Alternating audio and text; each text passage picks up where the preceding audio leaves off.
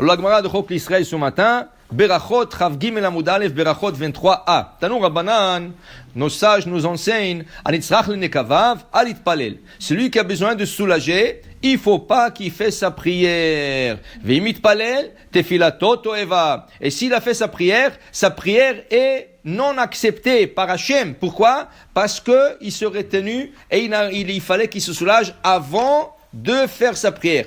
Amarav Zvid, avec Rav Yehuda, dit Rav Zvid, il y en a qui disent que c'est Rav Yehuda qui lui disait, Lo shanu, el hasheno echol ishot be'atzmo. Ça c'est s'il peut pas se retenir.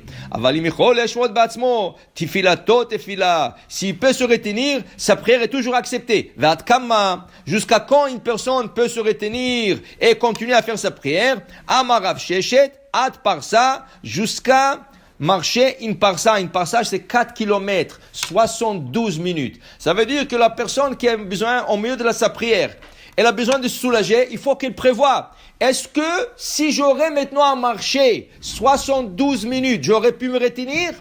S'il dit non, je pense que je ne pourrais pas me retenir plus que 20 minutes, une demi-heure, alors tu ne vas pas faire la prière.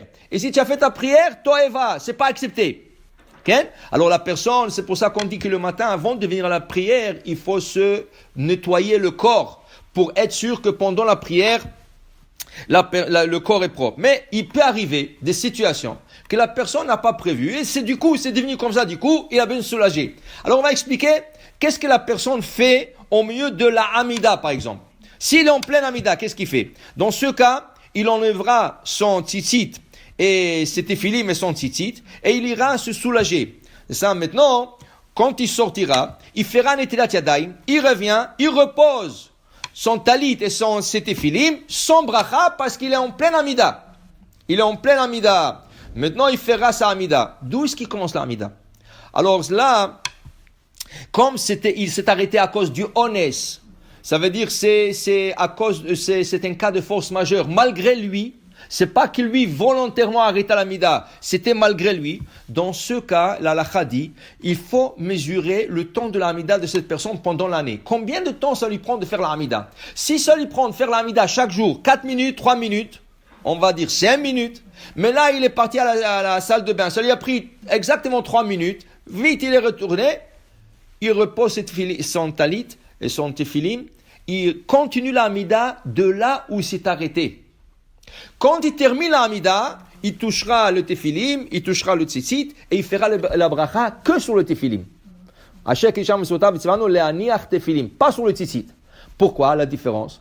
Le tzitzit, on aurait pu rentrer à la salle de bain. Tu peux rentrer avec un tzitzit dans la salle de bain. Mais par respect, nous ne le faisons pas. Mais tu aurais le droit de le faire. Parce que le tzitzit, c'est un habit. C'est comme une chemise. Une chemise avec 4 franges, 4 fils qui suspendent de 4 coins. Mais le tephilim, pas seulement qu'on n'a pas le droit de rentrer dans la salle de bain, on n'a même pas le droit de penser sur le tephilim dans la salle de bain. Dans ce cas, ça s'appelle esechadat, complètement se distraire de la mitzvah. Quand il revient, il doit refaire la bracha sur le tephilim. Ça c'est dans le cas où il est retourné avant le temps qui finit la Hamida normalement. Mais si cette personne, ça lui prend 5 minutes la Hamida, normalement, et il est rentré dans la salle de bain pour 10 minutes, pour 15 minutes, en sortant, comme il a dépassé le temps normal qui fait la Hamida, ça s'appelle une interruption. Dans ce cas, il doit remettre son talit, c'était fini, pas faire la bracha, mais il recommence la Hamida depuis le début. Quand il terminera la Hamida, alors il fera le bracha, comme on a dit, seulement sur le tephilim et pas sur les tzitzit. Mais la Gemara, elle dit l'importance de faire de soulager. Pourquoi? Surtout chez les hommes. Un homme, has v'shalom, peut devenir stérile si il se retient trop. La Gemara explique que chez les hommes, c'est ça, dans l'organe génital, il y a une membrane qui sépare entre 2 canaux. Le canal de l'urine et le canal de la semence. Et la membrane est tellement fine comme la peau de l'ail. La peau de l'ail, c'est vraiment fin, c'est rien du tout. Et cette membrane-là, et s'il reçoit trop de pression, elle se troue. Il y a un trou qui se forme, et là, la personne se rend stérile. Là, il s'est causé de se rendre stérile à cause de lui-même. Dans ce cas, il est comme responsable. Et c'est pour ça l'importance qu'un homme ne doit pas retenir, même chez les femmes, mais l'homme le plus. Je vais vous raconter une petite histoire. La récompense de c'est quelqu'un qui ne se retient pas. Ça, c'est une vraie histoire. Il y avait à New York quelqu'un, en pleine Manhattan, il a besoin de se soulager, et il a commencé à tourner avec sa voiture et tout ça.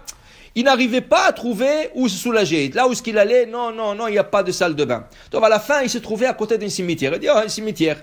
Okay? Alors il a dit, je vais aller au cimetière, me soulager là-bas. Qu'est-ce qui est arrivé?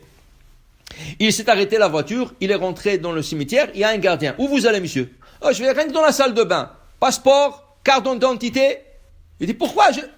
Alors comme il était vraiment au point de soulager, il ne pouvait pas, il lui a donné son permis de conduire. Il a dit, voilà, tenez, moi je vais rien que vous soulager, en sortant je le reprends. Top, il est rentré. Le gars, en sortant, il lui a donné le permis de conduire, il lui a rendu ça, il lui a pris tout le détail. Après un mois, il reçoit une lettre d'avocat, d'un avocat. Monsieur, vous êtes convoqué à telle date, telle firme d'avocat. Il dit, bon, qu'est-ce que j'ai fait? Il va là-bas, il dit, j'ai rien fait. Il va dans le bureau là-bas, qu'est-ce qu'il y a? Monsieur, vous étiez tel jour, telle date au cimetière, c'est vrai? Lui, il essaie de se rappeler, il dit, oui, mais écoutez, j'ai rien fait.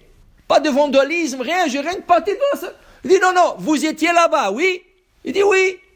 Ok, monsieur, on a un chèque à vous remettre. $200,000 US. Il dit, waouh, pourquoi? Il dit, la madame qui est décédée ce jour-là, elle était très riche. Mais elle savait que la famille, c'était rien qu'une question d'argent. Elle a prévu que beaucoup de sa famille ne viendront pas. Elle a dit, tout celui qui viendra à son enterrement, il faut prendre l'héritage et le diviser parmi ces personnes seulement. Vous êtes un de ceux qui sont présentés, il vous revient $200,000. Hein? Alors là, il est parti rien que pour soulager, faire une mitzvah de soulager, il a gagné $200,000. Tu sais jamais qu'est-ce que tu peux gagner en te soulageant. Baruch Adonai le'olam, amen.